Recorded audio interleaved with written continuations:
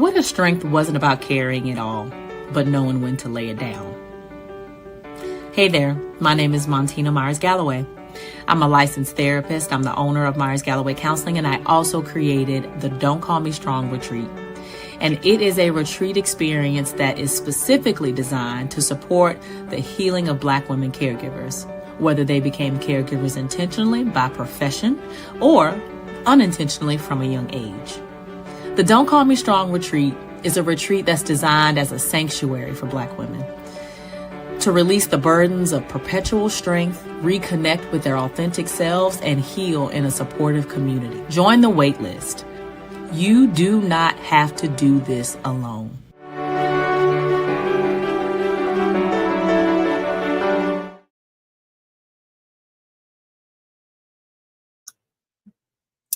Good morning. Good morning, everybody. Good morning. So it has been 16 episodes of the Power Lab. And I am very proud of that. And I'm very excited about that because this time last year, your girl was not doing anything on video. Okay. So very grateful for that. Good morning. Good morning. Welcome to the Power Lab. My name is Montina Myers-Galloway. I am the owner of Myers-Galloway Counseling in Charlotte, North Carolina, and I am a licensed therapist. And for nearly a decade, my team and I have helped over 300 women through over 5,000 therapy hours. Okay. Through over 5,000 therapy hours, navigate healing and emotional restoration. I create group healing retreats and intensives for women who feel overwhelmed by responsibility. How many of y'all feel overwhelmed by responsibility? So welcome to the Power Lab. Again, we talk about real tools for real life every Wednesday here at 11 a.m. Eastern Standard Time for those of you who are not local to North Carolina. So if you have ever wondered, is this love or is this performance? Do they see me or am I working to prove that I'm worthy? Or have you ever said to yourself, if I stop, I might fall apart? You are in the right place. I'm so glad you are watching on the Power Lab. I am excited to be here this morning. And I want you to know that the ways that I create impact and value in the community are listed in the description of this video. There are tons of goodies, tons of amazing things that we've got coming up. And I'm excited for you to see them. So check them out. And if you are watching right now, tag somebody, share this video, tell them to tune in because today we are going to talk about why healing slips. And this is episode number 16. So like I said, share this link with them. They need to hear and see this episode. So let's get into it. So I don't know if you all know, but I had my second retreat probably about 2 weeks ago. And the name of the retreat is called Don't Call Me Strong. And so it is intentionally focused on helping Black women heal from over responsibility and helping them connect to themselves and one another. And again, our retreat, the last retreat that I had was in July, and it's in Charlotte. It's a powerful experience. And so the women that participated, they moved, they learned, they rested, and they actually allowed real connection to happen. And so what really surprised me the most about this year's retreat was how quickly they sort of connected with one another and how authentic it was for them to connect with one another on their own. Now, Montina, you might say, well, Montina, well, duh, that's what's going to happen. But that wasn't, I was really focused on delivering a great experience for them sort of individually, I guess. And I had not considered, or I underestimated the value of that true connection that happens when they all get together and share. Some of the moments of transformation came when people really started to name low self-worth. And we started to see how trauma was steering and taking the driver's seat in some of the choices that people, some of the ladies found themselves making. But what they did was they stopped taking the total blame for the painful narratives that had been inherited over time. So, and I'm going to paraphrase just for the sake of confidentiality, but some powerful statements came up, such as, I don't feel worthy to even get what I give to other people, or I feel invisible. Someone else said, I'm not enough no matter how much I do. Like, can just imagine and sit with the weight of those three statements. I don't feel worthy to get what I give. I feel invisible. And I'm not enough no matter how much I do. And I've been in that space before, unconsciously, but that is a heavy space to be in. And I so applaud these ladies for showing up for themselves. And if you want to check it out, there's some pictures on my social media platforms. I'm on all three: LinkedIn, Facebook, and Instagram. But you can see for yourself the photos and clips from this event and just how powerful it was.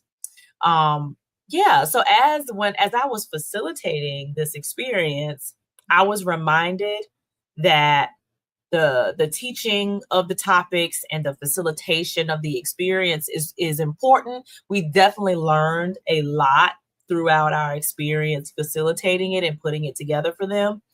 But what was really the most powerful was the truth, and then the practice, and then the connection.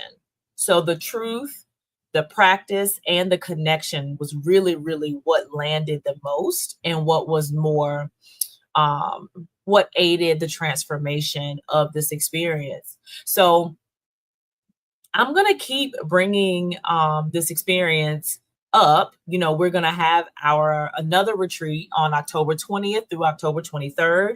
And we're looking to do this again. I'm not going to stop. Okay. I am very passionate about the work that I do. And I'm very passionate about shedding the negative narrative of trauma and some of the choices that it has caused us to make out of survival. Like I said earlier at the beginning of the video, I've been in private practice for nearly 10 years now. 2026, it will be 10 years in private practice as a business owner. There's a lot of fun stuff coming next year for 2026, so stay tuned for that. But for years working with high responsibility women who are overwhelmed with responsibility, there are three ways that I sort of see women sort of get trapped or get stuck, right? And so the first thing that I notice is trying to heal in the same place where you are being harmed. Okay. Again, if you are just joining us, we are talking about the reason why your healing slips. And the first reason is trying to heal in the same place that hurt you. And this is a tough one because it could be our family, it could be our father, it could be our mother, it could be our sister, it could be any place, a job, it could be any place where you have been harmed, but you are, for whatever reason, still in that place, whether it be for financial reasons, whether it be for pride, because sometimes we just get to the point of where we don't want to let go of certain things, but we cannot expect to have sustainable healing if we stay in the same place. You can't integrate well. One of the lasting themes and sort of things that I make sure I incorporate into retreats is integration time. We have to have time and space to sort of come back to ourselves. And so you can't integrate in an environment that punishes you for being whole, because you'll always end up back at square one. So whether, again, workplaces, relationships, or family dynamics, naming that is not a failure. You have to be honest and realistic and truthful with yourself. It is very important to your healing process. So, again, if you are just joining us, we are talking about the reasons why your healing slips. The second reason is permission seeking. If you all weren't able to catch the video that Nani, my client success coordinator, and I did actually during the retreat, we talked about the sort of themes that we saw as we were interacting with the ladies, and permission seeking was like so high up there that it was sort of baffling to us, and baffling not in a way that, shame on these women or whatever, but it was just sort of baffling because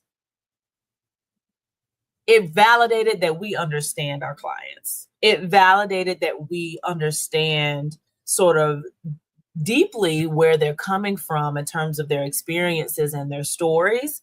And that definitely showed up. And so after a retreat, it's likely that after a retreat, small, tiny choices can feel huge. Or before a retreat. Before a retreat, it's likely that small choices on what to eat, how you should spend, what room you should choose. If you are waiting for approval, that's your old path. Okay. And so again, before the retreat, it honestly caused some stress for the ladies in terms of having the ability to choose. So we are talking about the reasons why healing slips. Number one, trying to heal where you have been harmed. Number two, permission seeking. And number three, performance takes the wheel, and then the resentment follows. When you enter the mode of proving, you ultimately have resentment. And so treat resentment as information. Pay attention to when you could be feeling resentful. Usually resentment comes up when there's something you did and you really didn't want to do, and this actually came up a lot at the retreat. It wasn't my fault that this happened to me, so why do I have to be responsible for fixing it? And it's a lot of people don't have the courage to say that, but it is the truth that is very, very deeply embedded. There are a lot of things that happen to us that are out of our control, but it becomes your privilege and your responsibility to own and embrace your healing journey. So the three reasons why your healing slips: trying to heal where you have been harmed, permission seeking, and performing with resentment to follow. So here's a couple things that I want to share with you in terms of after you have come to one of our retreats, or you do an intensive, or you do another type of healing experience. Because the truth is, whenever you finish your healing experience, you have to go back to your real life.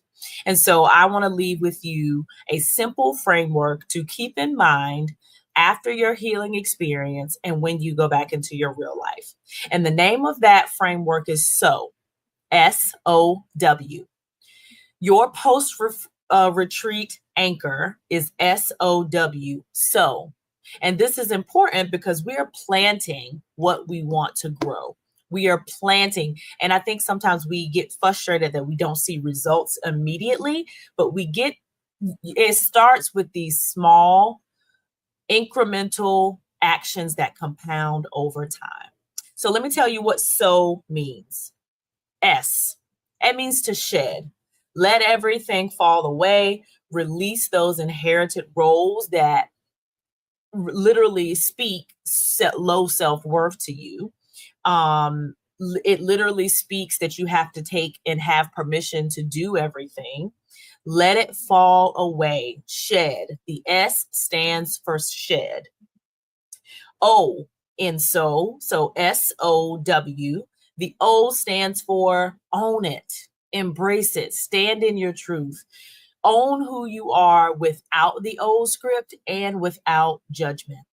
And then the last part of my post-retreat framework is W, walk. Walk in it. Live from the center. And let's be honest, sometimes we don't know who we are in order to live from the center. It's a journey. It's a journey that you have to consistently take every single day. Small actions, small courageous choices. So again, after a retreat, after an experience, here's the framework that I want you to follow. And it is so: shed, own, and walk. Shed, own, and walk.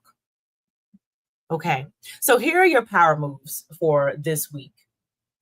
The first thing is, I want you to, before Friday, today's Wednesday, you got some time, okay? Tomorrow, either today or tomorrow, I want you to give yourself 15 minutes to do these easy, simple power moves, okay? Number one, if there's an interaction that you have with someone or something that you do that lets you know that low self-worth is coming up, name it. Be specific. Think about, even whether it be out loud to yourself or in your journal, why am I settling? What am I acting as if I'm worthy? So power move number one, think about where that low self-worth is coming up. Number two, think about why you are allowing resentment to sabotage your growth. Okay? Low self-worth, think about where low self-worth is coming up. Think about why you are allowing resentment to sabotage your own growth. And then last power move, lock in yourself and write to yourself, journal to yourself, do I feel worthy right now? And the only way to get from point A to point B is to acknowledge it and be honest about it. So if this resonates with you, I want to offer you and invite you to the opportunity of structured support with me. Like I mentioned, I help Black women who are overwhelmed with responsibility with retreats and healing experiences. Click the link in this description for a power chat. I would love to speak with you, tell you more about what to expect with the retreat, tell you more about what to expect with an intensive.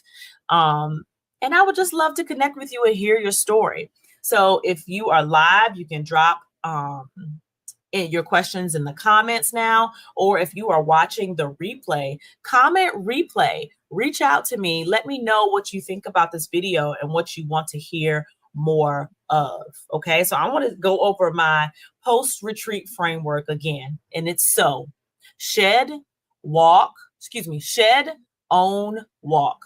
So shed, own, walk. Okay, I hope you have a happy Wednesday. And again, I am available for power chats. And a power chat is essentially a free consultation for me to hear your story and understand what type of support would be best for you. All right, have a good day. Black women, have you ever felt like you've been the caretaker for everyone else in your life? Well, I'm here to tell you, it's time to break free. Our exclusive membership community, Legacy Shifters, we've created an experience specifically for Black women just like you. Through live workshops with me, Montina Myers-Galloway, a licensed therapist, and my expert team, plus a private app-based community of women who understand, you'll gain the tools that you need to set boundaries, to prioritize yourself without guilt, and create a life that's truly yours. Don't wait. Join today. You'll save with our annual membership discount. Visit legacy-shiftersmn.co. Say it with me. I deserve this. Legacy Shifters is here to help you live it.